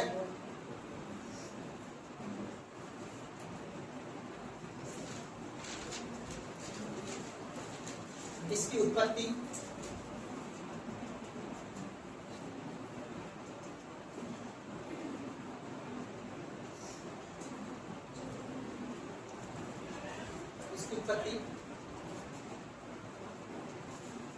पुरुष के मुख से ब्राह्मण, पुरुष, इसकी उत्पत्ति पुरुष के मुख से ब्राह्मण, पुरुष के मुख से ब्राह्मण, भुजाओं से क्षत्रिय, पुरुष के मुख से ब्राह्मण, भुजाओं से क्षत्रिय,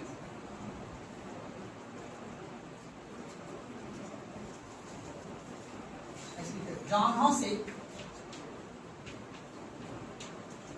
से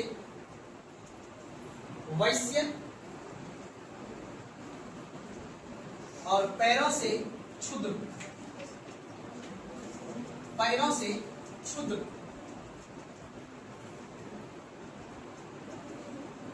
उत्पन्न हुआ है। पैरों से क्षुद्र उत्पन्न हुआ है।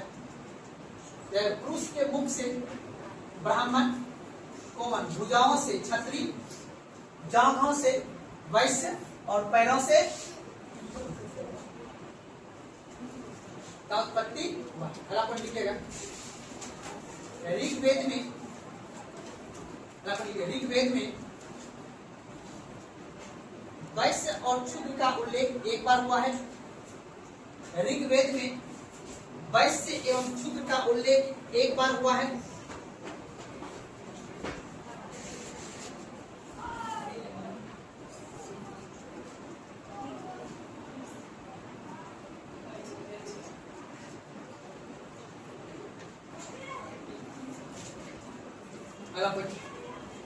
ऋग्वेद में वर्ण व्यवस्था, ऋग्वेद में वर्ण व्यवस्था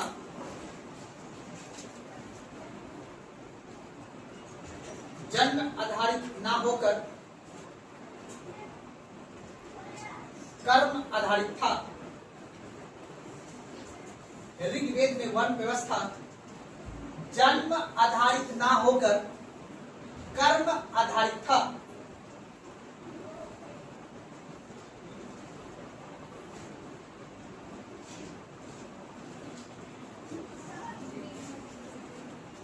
जन्म आधारित था और कौन सा व्यवस्था था? कर्म मतलब जैसा काम करोगे वैसा जाति में रहोगे, ठीक है ना। लेकिन उत्तर वैदिक काल में क्या हो जाएगा? जन्म आधारित। आज कौन सी व्यवस्था चल रहा है? जन्म आधारित या कर्म आधारित? जन्म आधारित। आप भले कुछ भी हो, स्कूल में पैदा हुए हो, वही डिपेंड करेगा आप वही जाति के। तो आज व्यवस्था कौन सा है? जन्म आधारित। देखिएगा इस काल में हाँ इस काल में दास प्रथा प्रचलित थी।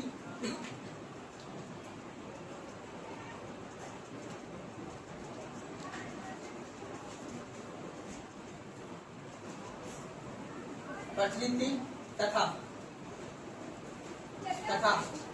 मतलब एक बात इंपॉर्टेंट है, बाल विवाह, विधवा विवाह,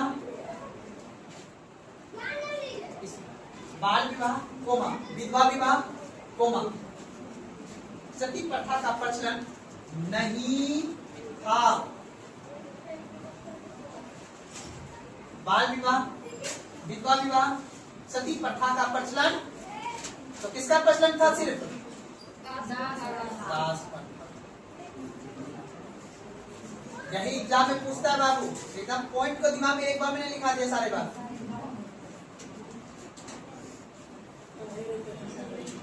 अगर पूछेगा अंतरजातीय विवाह, बहु विवाह, तब लिख लीजिए, हमको पता लिख लीजिएगा। अंतरजातीय विवाह, अंतरजात विवाह, बहु विवाह प्रचलित था। कॉमन सेंस भी लगा लेते ना। जब कर्म आधारित जात है ना, तो अंतरजात विवाह होगा। तो अंतरजात विवाह कोमा बहु विवाह प्रचलित था।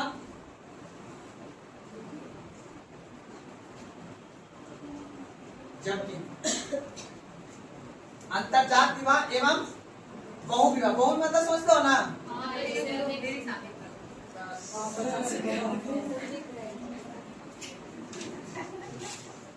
लड़की तुम बहुत बोलती है क्लास आगे पॉइंट लिखिएगा। जबकि पर्दा प्रथा, जब क्या लिखे जी, जबकि पर्दा प्रथा, पर्दा प्रथा एवं तलाक प्रथा प्रचलित नहीं था। जबकि पर्दा प्रथा एवं तलाक प्रथा प्रचलित नहीं था।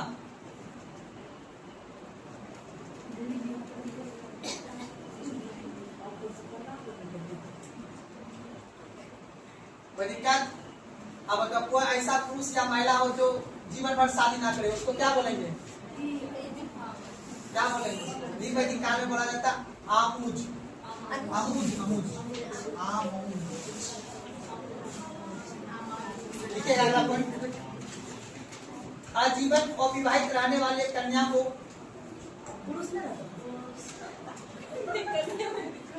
आजीवन अविवाहित रहने वाले कन्या को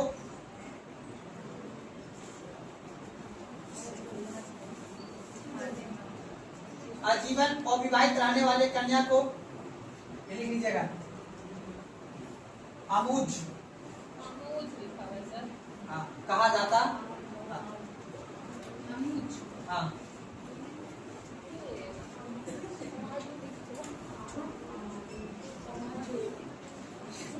अगला पॉइंट, एक ही बात को दोहरा देते फिर दोबारा। स्त्रियों को संपत्ति में अधिकार नहीं था। अगला पॉइंट, स्त्रियों को संपत्ति में अधिकार नहीं था।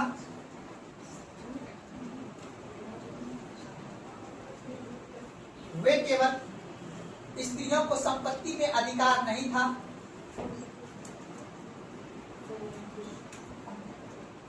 वे केवल सभा एवं विथक, याद है लिखा है स्टार्टिंग में, वे केवल सभा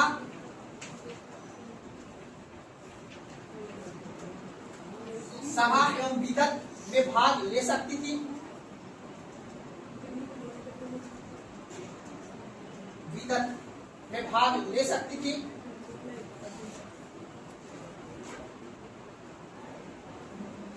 तथा राजनीतिक अधिकार प्राप्त नहीं था।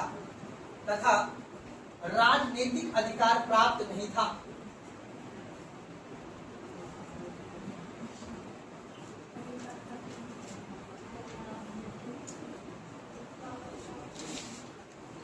ठीक है ना?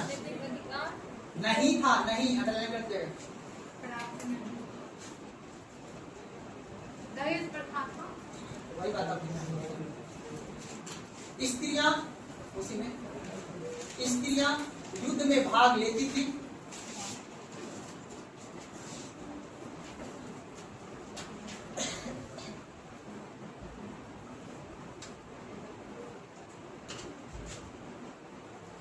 लिखिएगा, कन्या विदाई के समय,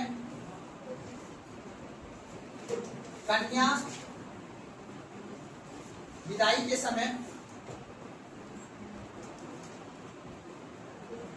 उपहार दिए गए वस्तु को उपहार दिए गए वस्तु को ये क्या लिखें जी?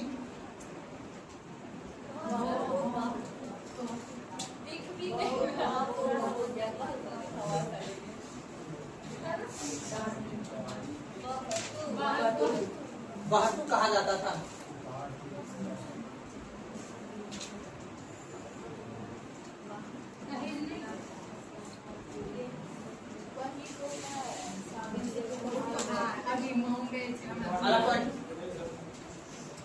स्त्रियों को वैदिक शिक्षा एवं यज्ञ करने का अधिकार था। स्त्रियों को वैदिक शिक्षा एवं यज्ञ करने का अधिकार था।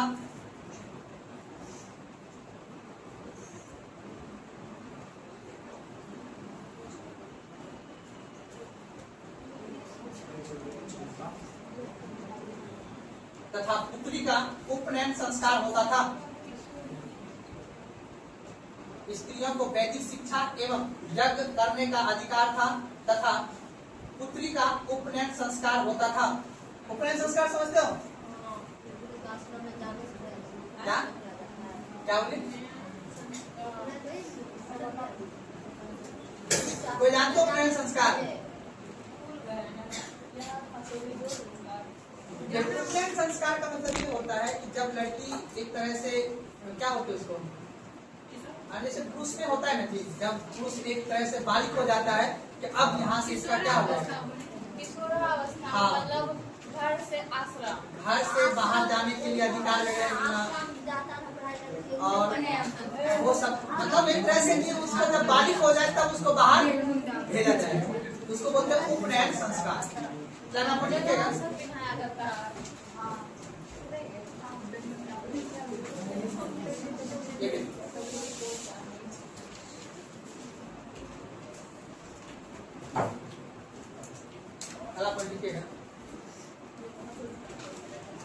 वैदिक काल में शिक्षा गुरुकुल में दी जाती थी।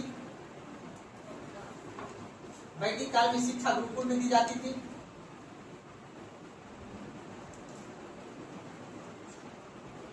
जो मौखिक होता था,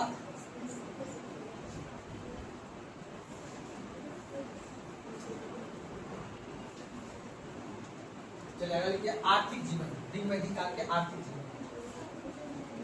जो मौखिक होता, और याद रखिएगा क्वेश्चन पूछेगा कि ऋग वैदिक काल के सामाजिक स्थिति के बारे में विचार कीजिए, 4 स्टेटमेंट दे देगा, वो भी क्वेश्चन यहीं से बन जाएगा। यहाँ इतना पॉइंट से आईएएस का क्वेश्चन बन जाता है, बाकी तो बातें छोड़ो तुम, ठीक है ना? जितना पॉइंट का एक भी पॉइंट छोड़ा नहीं, 1-2 पॉइंट छोड़ा हूँ, बहुत उतना जाने की आवश्यकता नहीं। ऋग वैदिक काल का आर्थिक जीवन टाइम बता दीजिए।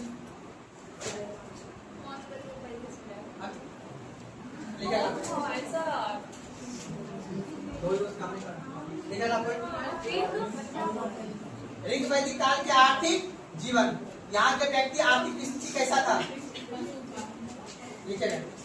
ऋग वैदिक काल का मुख्य आधार पशुपालन एवं कृषि था। ऋग वैदिक काल का मुख्य आधार, ऋग वैदिक काल का मुख्य आधार पशुपालन एवं कृषि था।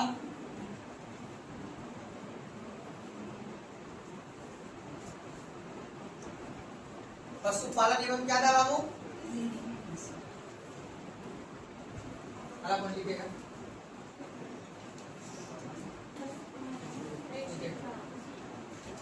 इस काल में अश्व की चर्चा, अश्व मतलब घोड़ा, इस काल में अश्व की चर्चा 215 बार,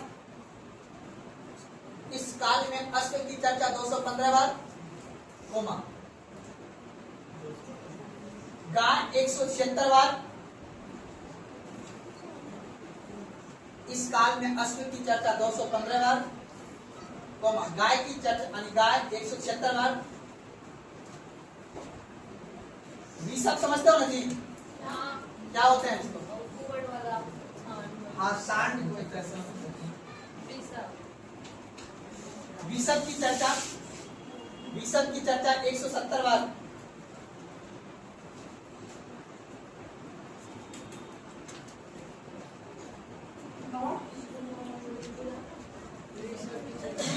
चर्चा 170 बार। तो पूछता है एग्जाम में, नहीं सुनो ये सब क्या लिखा है, पूछता है गाय की चर्चा ऋग्वेद में कितने बार किया गया है? 106 आप बताइए। तो कृषि के बारे में है ना, ये चौथे मंडल में। कौन सा है? 10 लाख युद्ध 7वें मंडल। और सामाजिक जीवन वर्ग व्यवस्था 10वें मंडल। तो ऋग वैदिक काल के अंतर्गत जो कृषि पर जो चर्चा की गई है वो कौन से चैप्टर में की गई है? चौथे मंडल में। पहला पॉइंट, ऋग्वेद के चौथे मंडल में, ऋग्वेद के चौथे मंडल में कृषि संबंधी प्रक्रिया है। ऋग्वेद के चौथे मंडल में,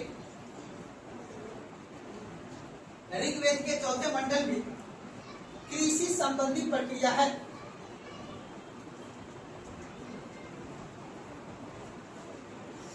जिसमें 24 मंत्र या श्लोक है, जिसमें 24 मंत्र या श्लोक है।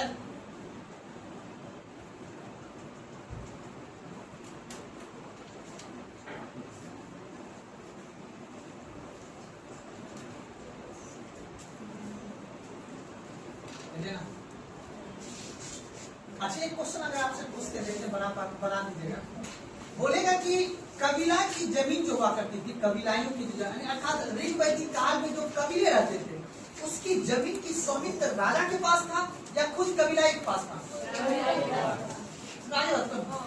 याद रखिएगा, वैदिक सभ्यता में ऋग वैदिक काल के जो स्वामी हुआ कर, यानी भूमि के जो स्वामी थे वो राजा नहीं थे, वो कौन थे? कबीलाई, यानी खुद वो अपना भूमि का मालिक थे, वो सिर्फ टैक्स लेते थे राजा। आप लिख लीजिएगा, लिखिएगा, भूमि का स्वामी, भूमि का स्वामी कबीले हुआ करते थे, ना कि राजा। भूमि के स्वामी कबीले हुआ करते थे, ना कि राजा। भूमि के स्वामी कबीले, कबीले हुआ करते थे, ना कि राजा।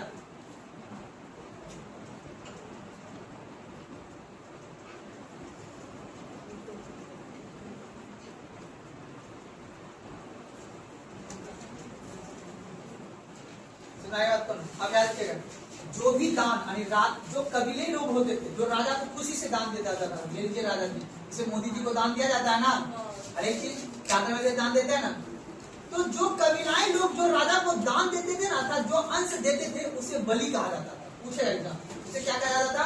बलि। ठीक है,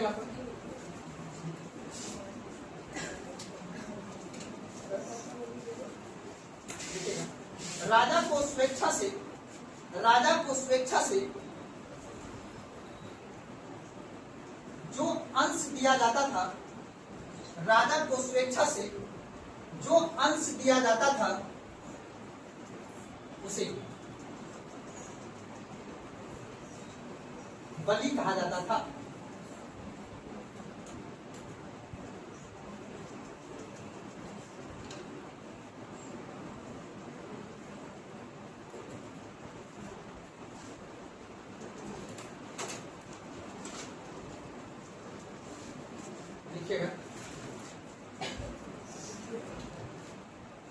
इस काल का मुख्य आर्थिक आधार, इस काल का मुख्य आर्थिक आधार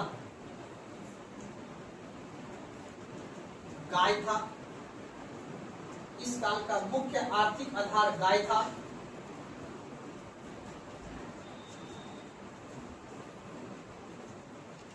इसे मुद्रा के भांति समझा जाता था।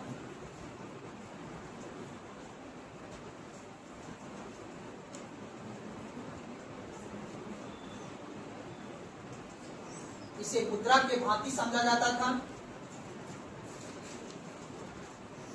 तथा इसे अगण्य, तथा इसे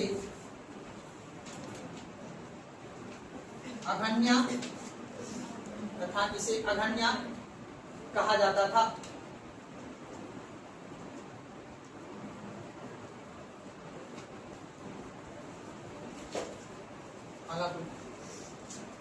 मवेशी के चोर को, मवेशी के चोर को,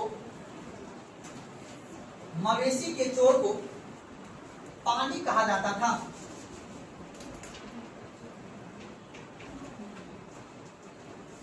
मवेशी के चोर को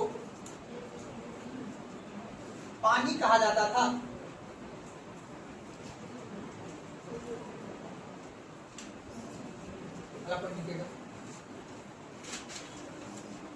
आर्य के लिए उपयोगी पशु घोड़ा था। आर्य के लिए उपयोगी पशु घोड़ा था।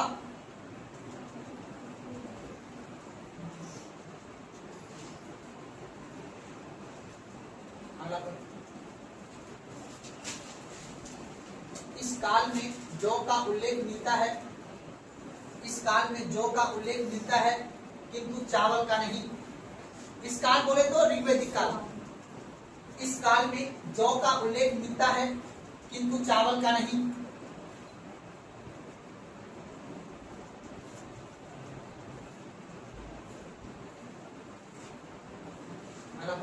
नोट लगा लीजिएगा, नोट लगा लीजिएगा। इस काल में नमक, कोमा कपास। इस काल में नमक, कोमा कपास, कोमा बाघ। नमक, कोमा कपास, कोमा बाघ एवं बाघ बुआकर बाघ जानवर है। देखिए मैं सब लिखा देता हूं ताकि क्वेश्चन सोल्व करना है, देखते भरना है। नमक, कपास, कोमा बाघ एवं गेंडे जानवर जो होते हैं, गेंडे। गेंडे का साक्ष्य, गेंडे का उल्लेख नमक, कोमा कपास, कोमा बाघ एवं गेंडे का उल्लेख नहीं मिलता है।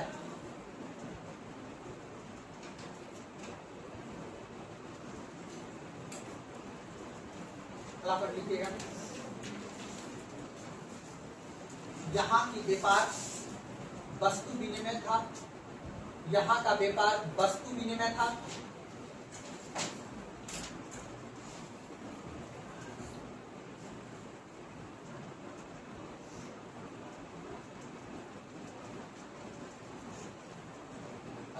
कर का भार वैश्य समुदाय पर था। कर मतलब कर का भार वैश्य समुदाय पर था।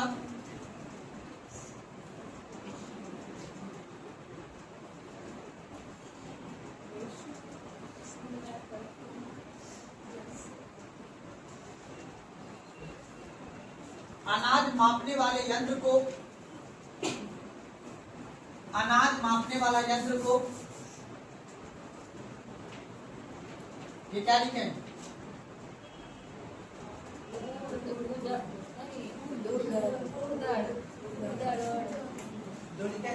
अनाज मापने वाले यंत्र को उदर कहा जाता था।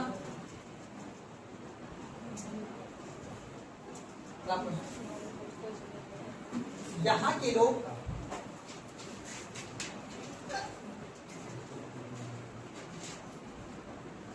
तांबे एवं कांसे को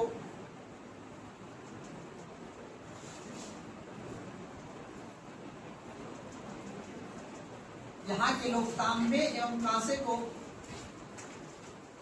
अयस, ये क्या लिखें जी?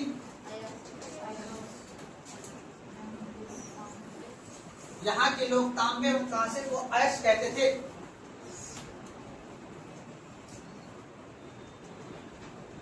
बस नोट एक लगा लीजिएगा। यहाँ के लोग लोहे से परिचित, इस काल के लोग लोहे से परिचित नहीं थे। उत्तरवेदी काल के, इस काल के लोग लोहे से परिचित नहीं थे।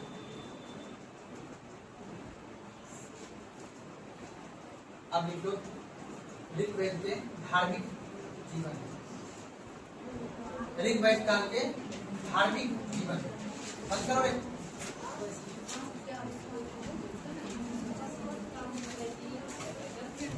ऋग्वेदिक काल के धार्मिक